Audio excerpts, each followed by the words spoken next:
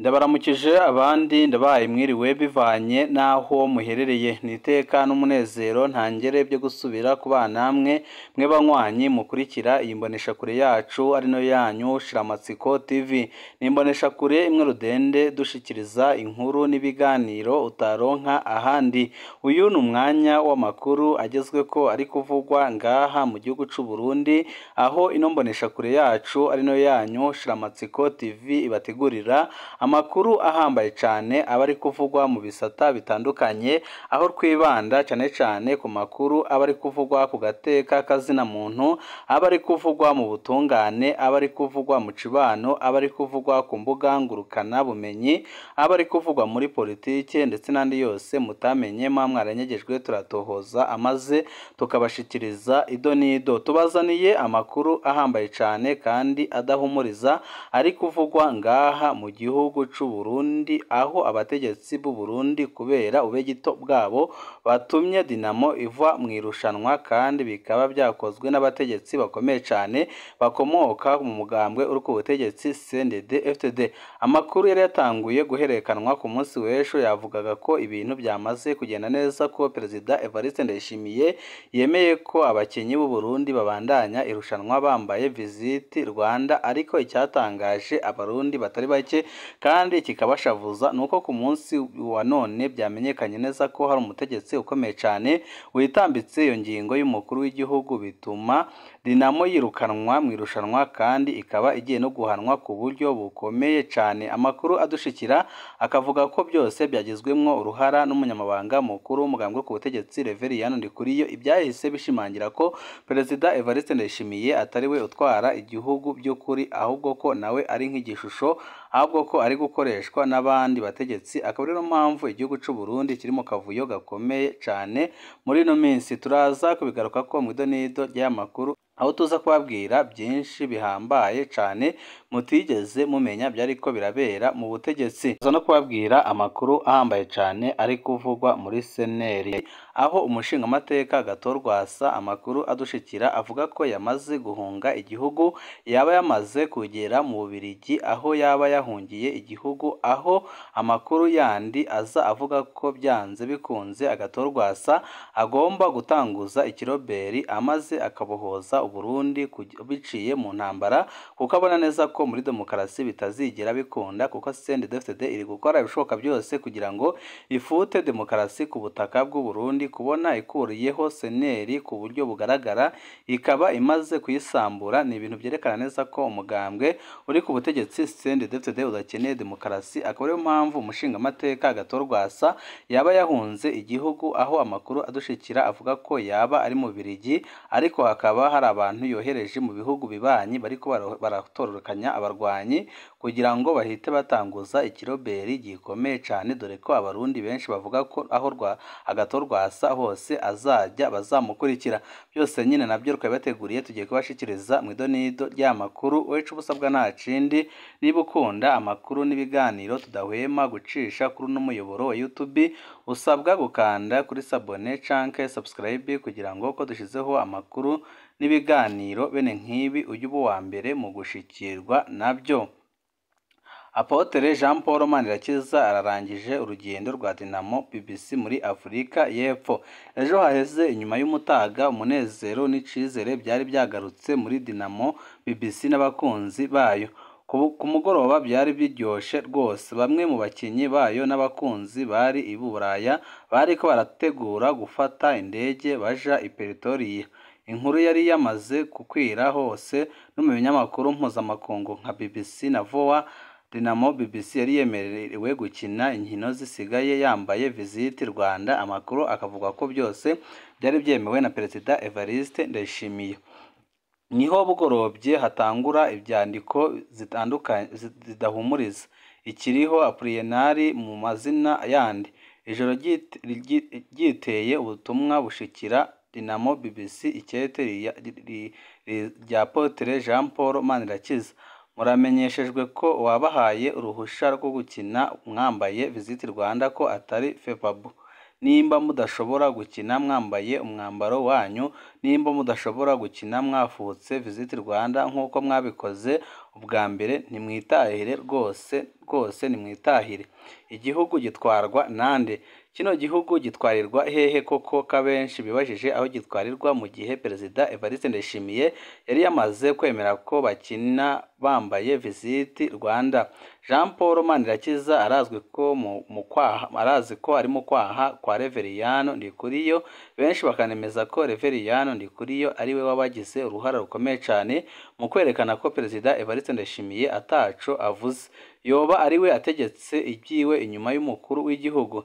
Boba bari abajenerali aribo bafashe ingingo ya nyuma. Perezida Ndayishimiye yoba yatanze inyishu yo kwiyeza aca afata ingingo ayicishije ahandi. Boba ari abashaka kwerekana ko Ndayishimiye ataco ashoboye. Aha nta nyishu tuzoronka, ariko birerekana neza ko byanze bikunze ibi bintu byahise byerekana ko Perezida Evariste Ndayishimiye atangufu na zikeya asigaranye, kandi bikaza byerekana ko rwose nta naho ashobora gushitsa igihugu c'u Burundi, kuko ariko arigenza. Birerekana neza ko rwose ibintu bitoroshe ngaha mu gihugu c'u Burundi. Umujama w'urwaruka koko, iyi misore yari ije neza, yari iteye igomwe, none barayononeye urugendo. Umugwizatunga yashize umutahe wiwe muri Danamo, BBC ayigeza ku rugero rukomeye, none bigwijwe n'ubusa. Koko turakeneye abazana imitahe mu Burundi. Kirazira ko bakina bambaye Visit Rwanda, ariko ntikizira ko burira Rwandeya. Ntikizira ko mu gutaha bazocishwa i Kigali maze bakaba barakoze Visit Rwanda. Ntikizira ko umutegetsi ahambaye cyane aba ari we agurisha inzoga z'u Rwanda mu Burundi. Niko dutwawe, ariko abarundi rwose mukwiye gukora ibishoboka byose mukikuraho iyi ntwaro rwose imaze imyaka myinshi ibapfukamye mu nda. Apotre we ko witwa intumwa ya Kristo mu mahanga yose, ufise ibihugu wanka kugeza hiyo hose. Reka abana b'Imana bagendanire mu isi yose. Reka kugarana abana b'Imana, nibagendere n'u Rwanda bakore Visit Rwanda. Nibave mu mihingo yose y'isi baze no muri Edeni maze bakore Visit Edeni. Hari abo numvise bagereranya iby'u Burundi n'u Rwanda n'ibya Ukraine n'Uburusiya. Muhora mwumva abakinyi ba Ukraine bagendera mu ndege y'Uburusiya, muhora mwumva indege z'Uburusiya zija muri Ukraine, murumva umukuru w'ingabo za Ukraine avugwa mu rudandazwa rw'inzoga z'Uburusiya muri Ukraine. Benshi muriko muritiranya ibibazo bidahuye. U Rwanda rwose rwaramaze gusiga Uburundi ku rugero rukomeye cyane, akaba ariyo mpamvu abategetsi b'u Burundi bafise ishavu rikomeye cyane, bakabona ko bababajwe no kubona u Rwanda rwarateye imbere. Akaba ariyo mpamvu bashaka kugaragaza ishavu, ariko ikigaragara kandi kinerekana ko ibintu byinshi bakora batababanje kubyumviraho, nuko nyine ingaruka zizajya zigera ku Burundi zitigera zigera ku Rwanda, kuko u Rwanda rwo ruragumya kwamamara. Kandi ibi bintu u Burundi bwakoze byatumye Visit Rwanda imenyekana no mu batari bayizi. Dinamo iravuye mu ihiganwa rya bare ku kwanga kwambara Visit Rwanda. Umukuru wa Basket Afrique League bare yatangaje ko umugwi Dinamo w'u Burundi wari witabye ihiganwa rya bare 2024 ukikuyemwo kuko wanse kabiri gukina wambaye umwambaro ukwije bisabwa n'abatunganya ihiganwa. Mu itangazo yasohoye kuri uyu wa kabiri, Amadou Diaro agira ati: Dinamo Basketball Club y'u Burundi yongeye kwanka kwisunga amategeko n'ibisabwa ku bijanye n'imyambaro, gutyo ikaba itsinzwe impaga mu rukino rwari ruyihuza n'ikipe yo muri Angola. Abakinyi b'imigwi yitabye iryo higanwa bakina bambaye udupira turiko icapo Visit Rwanda. Umwe mu batera inkunga bikomeye cyane iryo rushanwa, Fari abandanya avuga mu itangazo ko gutsindwa impaga kabiri mu ihiganwa bivuga ko umugwi uca urivamwo hisunzwe amategeko ya FIFA, urwego mpuzamakungu rwa basketball. Mu rukino rwa mbere Dinamo yo mu Burundi yatsinze ikipe yo muri Afrika y'Epfo amanota 86 kuri 73, aho bari bakinye bapfutse ico capa canditseho Visit Rwanda. Mu rukino rwa kabiri Dinamo batsinzwe impaga ni ukuvuga udakinye. Byababaje abatari bake cyane mu Burundi kuko babonye ko ikipe yabo yari ikomeye kandi ko ikipe yabo yari kugera kure iyo itagira ubutegetsi buri ngaha mu gihugu cy'u Burundi. Mu masaha y'umuhingamo ku wa mbere, inkuru ziva mu biro by'umukuru w'igihugu zavuga ko umugwi wemerewe kubandanya ihiganwa wambaye umwambaro uriko icapo Visit Rwanda nk'uko amategeko y'iryo higanwa abiteganya.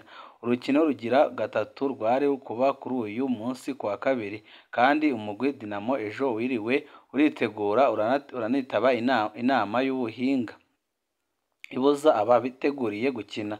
Nk'uko biri ku ikete umukuru wa Dinamo yandikiye abatunganya ihiganwa amasaha agiye, yavuze amagambo akomeye cyane kandi bikaza byerekana ko Uburundi bwabugiye gufatirwa n'ibihano bikomeye cyane.